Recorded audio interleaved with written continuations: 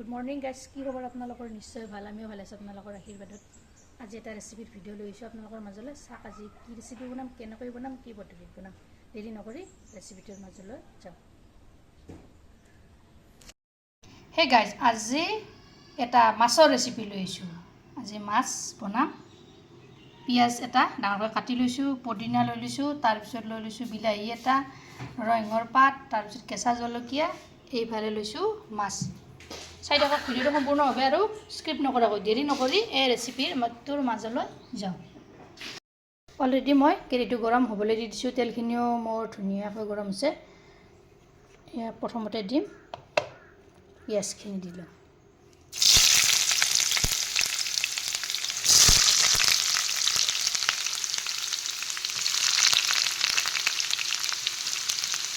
তাৰপিছত দি দিছোঁ কেঁচা জলকীয়া দুটা।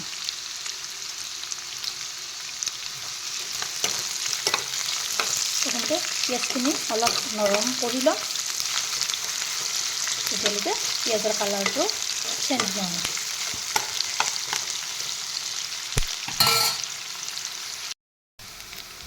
এয়া দেখিছেনে, পিঁয়াজৰ কালাৰটো চেঞ্জ হৈছে।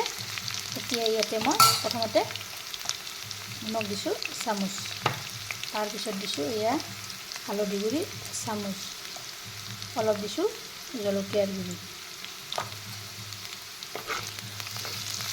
এইখিনি এনেদৰে অলপৰ কৰি এয়া লৰাই দি দিছোঁ।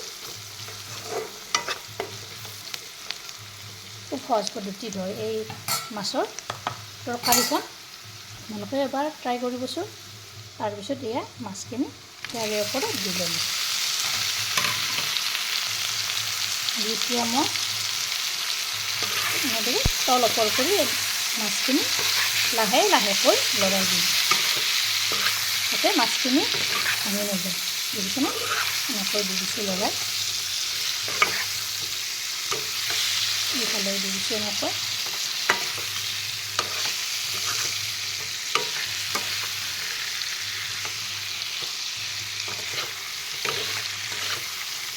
গোটেইখিনি মাছে মই এনেকৈ লৰাই লৰাই দি দিছোঁ।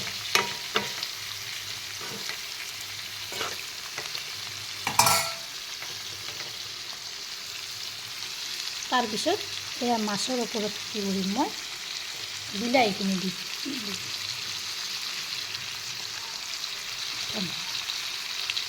এইফালে গেছৰ জুইটো জিৰ' কৰি লওঁ, যাতে মাছখিনি কেৰাহীত লাগি নধৰে।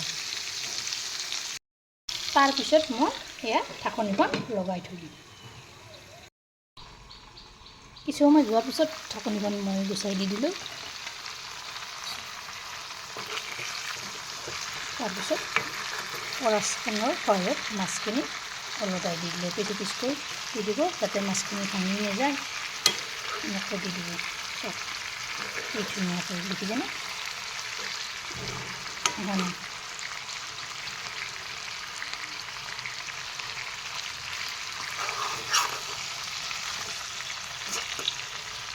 তাৰপিছত ঢাকনিখন পুনৰ লগাই থৈ দিব। গেছৰ জুইটো জিৰ'তে দি থৈ দিব। এই কিছু সময় যোৱাৰ পিছত মই ঢাকনিখন ইয়াৰ গুচাই দি দিলোঁ।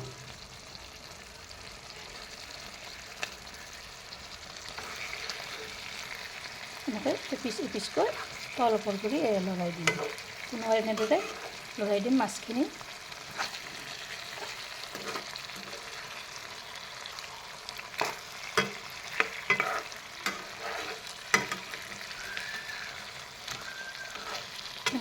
এনেকৈ গোটেই মাছখিনি এপিচ এপিচকৈ লগাই তল ওপৰ কৰি দি দিম। বুজিছেনে, এই চাইডটো ৰংচুঙা হৈছে, এই চাইডটো অলপ ৰংচুঙা কৰি দিম।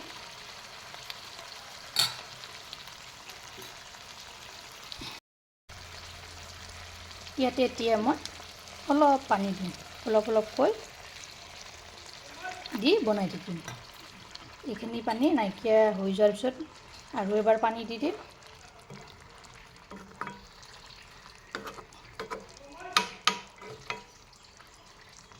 তাৰপিছত ঢাকনিখন পুনৰ লগাই থৈ দিম।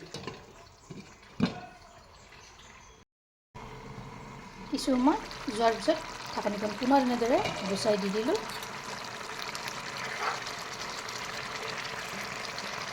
এনেকৈ দি দিছোঁ লৰাই। খুব সহজ পদ্ধতিত হয় এই মাছৰ তৰকাৰীবিধ এনেকৈ বনাব।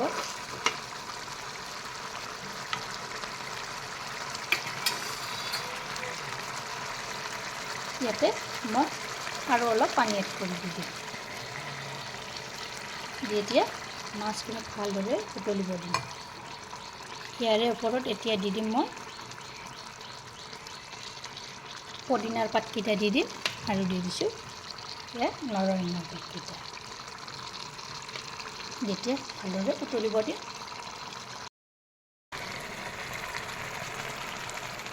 এয়া কিছু সময় যোৱাৰ পিছত মই মাছখিনি এনেদৰে তল ওপৰ কৰি পুনৰ লৰাই দি দিছোঁ। দেখিছেনে মাছৰ কালাৰটো কি ধুনীয়া হৈছে, গ্ৰেভিটোও ধুনীয়া হৈছে। আপোনালোকে এনেদৰে এবাৰ ট্ৰাই কৰিব। এয়া মোৰ হৈ গ'ল, মই এয়া নমাই থলোঁ। এইখিনিতে যদি ৰেচিপিটো মোৰ ভাল লাগিল তেনেহ'লে এটা লাইক কৰিব, শ্বেয়াৰ কৰিব, কমেণ্ট কৰিব। আৰু যদি এই ৰেচিপিটো ট্ৰাই কৰা নাই আপোনালোকে এবাৰ ট্ৰাই কৰিব। আজিলৈ আহিছোঁ। ৰেচিপিটো কেনে পালে আপোনালোকে কমেণ্টত জনাব। ভাল লাগিলে লাইক কৰিব, শ্বেয়াৰ কৰিব, কমেণ্ট কৰিব। আৰু যদি প্ৰথমবাৰ আহিছে মোৰ চেনেলটো ছাবস্ক্ৰাইব কৰিব, লগতে ফেচবুক পেজতো ফ'ল' কৰিব। আকৌ এটা নতুন ৰেচিপি লগ হ'ম। আজিলৈ আহিছোঁ।